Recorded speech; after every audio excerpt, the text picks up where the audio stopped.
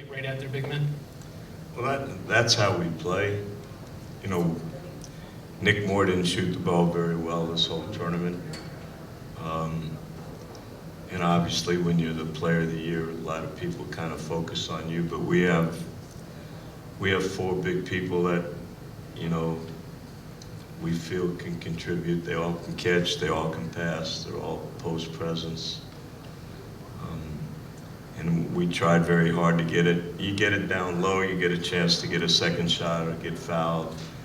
But really keep them out of transition. We didn't do a good job the second half of doing that. We got a little anxious. Ryan did a marvelous job. I know they had the defensive player of the year, but there's no way you can have you ought to have a separate one for a perimeter guy and a post guy because, you know, the young big kid is phenomenal. His effort's great. He just protects everybody. And I don't take anything away from him. He changed the whole game the second half. But when you look at this league, you look at all the wonderful point guards and two guards in this league, you got to have a big-time defender in the backcourt. And I don't know of anyone any better than Ryan. I don't know of any better player, you know, perimeter player than Boatwright. And we did a wonderful job on him. I thought that was the key. All right, we're going to take one more from Bill right here in the front, and then we'll catch up with you after the show. Okay. Oh, are you sure? Yeah. All right, thanks, Coach. Go ahead, Bill. Larry, can you talk about just what you touched on earlier about kind of what this means to you a year later after what went down last year, and then this year is completely different? Well, I mean, the validation of last year was Connecticut winning the national championship, being an ace seed. Watching Louisville and Cincinnati, and you know, I think Memphis got in. I'm not sure. I was proud of our conference. We almost, you know, won everything.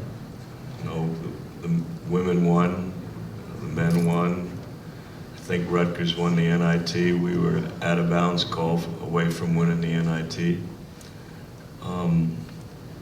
And we got a great experience playing in the NIT, but I didn't say anything last year without doubt to me when I saw Louisville, the 4th seed. So I told the kids all year, we don't need to let anybody, you know, determine our fate. Reminded me when Coach Smith was down 1 against Georgetown, he told everybody we were exactly where we wanted to be. We had Michael and we had a chance to win it. And I told them, but to come in here and win on the road against such a courageous team, because Connecticut, I mean, they had to win some unbelievable games to put themselves in this position. I have so much admiration for them, but I'm hopeful our guys are enjoying this moment because it just doesn't always happen. All right, center aisle. Last year Louisville was a 4 seed, Connecticut was a 7. Of course, you guys were omitted from the field. Are you concerned this year about the perception of the conference when it comes to seeding, now that you do have your bid? My hope is that Connecticut, Tulsa, Temple get in. My hope is that they realize this is a quality conference. I hope like crazy that they get a chance to defend the championship. But I don't know. That's out of my hands. I can just tell you from a personal standpoint, every game we play in this conference, to me, is against a quality program with a great coach, and to come out on top is very exciting. But I'm hopeful. I don't want people to go through what we went through. All the way in the left, Ken. He's good. Larry, I asked Nick the other day about your superstitions, and he said he didn't know anything about it. Do you try to keep that away from the players? Is that just something with the assistant coaches? Is that tie safe? Is that going to the NCAA tournament? Do you have a bus driver picked out yet? Well, Our bus driver is the guy that we got beat against Connecticut last time we were here, but we forgot to tip him. So we decided to bring him back. Yeah, ties are important. This thing's important more so than anything. I don't share that. They think I'm crazy enough as is. I don't want to get them to have any ammunition to prove that point. Down here on the right. Coach Brown. Coach Brown, congratulations. I had a chance to work with Brown and Moore with the Global Sports Academy this past summer. Really enjoyed them and their personalities. And we obviously shared some contacts. I saw earlier in the game you made a few gestures, a few pounds to Nick Moore, and just you grabbed him by the cheeks and just to encourage him. And I'm just curious if you could say a few things about the importance of building relationships with the kids you coach. Well, again, like Matt had a lot to do with a lot of people we have and my staff, but my coach is all about the kids. Sometimes I do some things I'm not really proud of, but I think they know I care. Nick's had a hard time with me. It's been a real difficult adjustment.